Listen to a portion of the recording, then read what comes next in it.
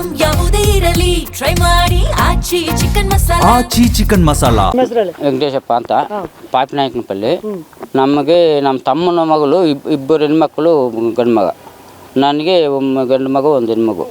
ನಮ್ಮ ತಮ್ಮನ ಮಗನು BSc ಓದ್ತಾ ಇದ್ದಿದ್ದು. ಅಲ್ಲಿ ಅವರೇನೋ ಲವ್ ಮಾಡಿಕೊಂಡು ಮದುವೆ ಆಗವ್ರೆ. ನಾವೇನು ಮದುವೆ ಮಾಡ್ಕೊಂಡಿಲ್ಲ, ಅವರೇ ಮಾಡ್ಕೊಂಡವ್ರೆ. ಒಂದು 6 ತಿಂಗಳು ಚೆನ್ನಾಗಿದ್ರಂತೆ ಅಷ್ಟು.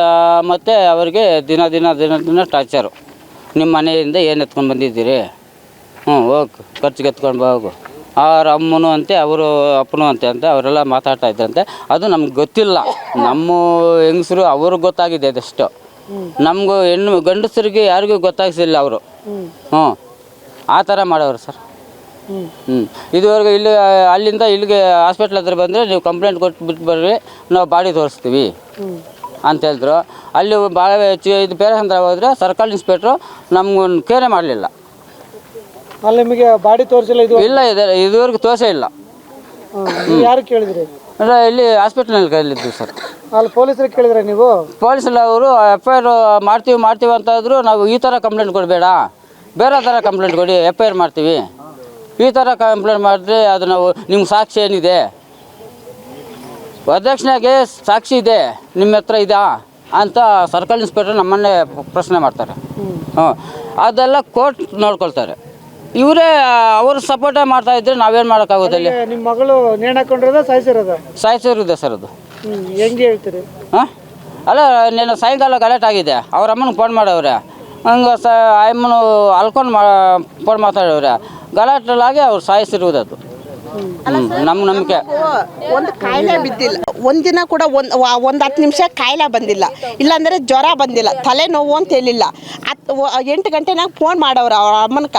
8 ಗಂಟೆನಾಗ ಫೋನ್ ಮಾಡಿ, ಅಮ್ಮ ನನ್ನ ಮೈ ಕೈ ಎಲ್ಲ ನೋವು ಅಂತ. ಅಷ್ಟೊತ್ತಿಗೆ ಟಾರ್ಚರ್ ಕೊಟ್ಬಿಟ್ಟವ್ರೆ, ಚೆನ್ನಾಗಿ ಹೊಡೆದ್ಬಿಟ್ಟವ್ರೆ.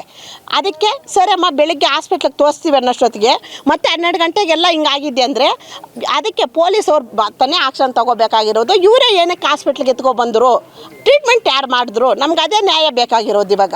ಇಲ್ಲ, ಅದಕ್ಕೆ ಯಾಕೆ ಆಂಬುಲೆನ್ಸ್ ಅಲ್ಲಾದರೂ ಬರಬೇಕಲ್ಲ? ಇಲ್ಲಾಂದ್ರೆ ಪೊಲೀಸ್ ಅವ್ರಿಗಾದ್ರೂ ಇನ್ಫಾರ್ಮೇಷನ್ ಕೊಟ್ಟರೆ ಅವರಾದ್ರೂ ಹೋಗ್ಬೇಕಲ್ಲ, ಆಕ್ಷನ್ ತೊಗೋಬೇಕಾಗಿತ್ತಲ್ಲ. ಅವರು ತಗೊಂಡಿಲ್ಲ, ಇವರು ತಗೊಂಡಿಲ್ಲ. ಹೆಂಗೆ ಬಂತು ಇವಾಗ? ಆ ಶವವನ್ನು ನೀವೇ ನೋಡ್ರಿ, ನೀವೇ ನೋಡಿದ್ರೆ ಗೊತ್ತಾಗುತ್ತೆ. ಅಲ್ಲಿ ನಿಮಗೆ ಶವ ತೋರಿಸಿದಾರ? ನಮ್ಗೆ ತೋರಿಸಿಲ್ಲ ಅಲ್ವಾ?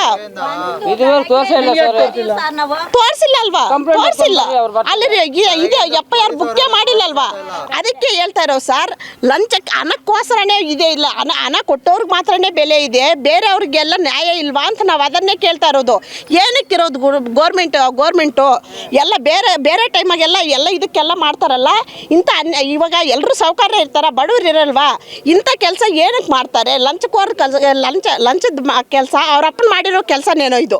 ಅದಕ್ಕೆ ಕೊಟ್ಟಿರ್ಬೋದು, 100% ಕೊಟ್ಟಿರ್ತಾರೆ. ವಿಜಯಮ್ಮ ಅಂತ ಕೊಟ್ಟಿರ್ತಾರೆ. ನಮ್ಗೆ